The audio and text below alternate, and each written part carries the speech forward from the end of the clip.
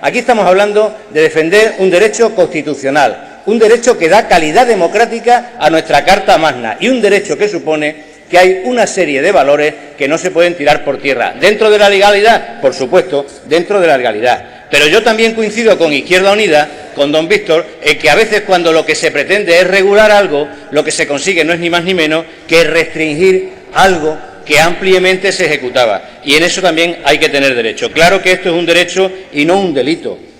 Yo no sé si el Gobierno, doña Inés, está intentando restringir las libertades o no, pero sí le da mucho miedo a cierta parte del Gobierno que haya libertades, porque están convencidos que cuando se ganan unas elecciones se tiene que ejecutar porque sí el criterio de un programa, esté o no esté a la vista. Y nosotros lo que hablamos es que tiene que haber legalidad, pero flexibilidad. La única manera de que la convivencia sea efectiva es si todos estamos en nuestro sitio y todos respetamos el punto que tenemos que respetar.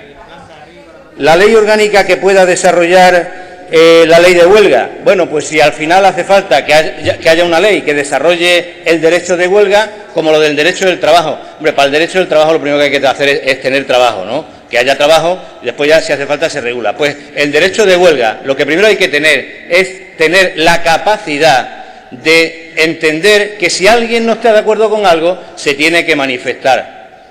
Estoy hablando más alto porque es que hay mucho ruido, no porque quiera dar voces, ¿eh?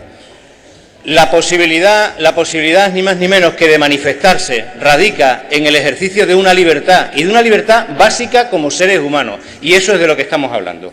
Por cierto, lo de el artículo 315.3, pues todo es interpretable, todo absolutamente es interpretable, y si no, pues que lo pregunten a los informes del Consejo Consultivo si son o no son interpretables. Muchas gracias.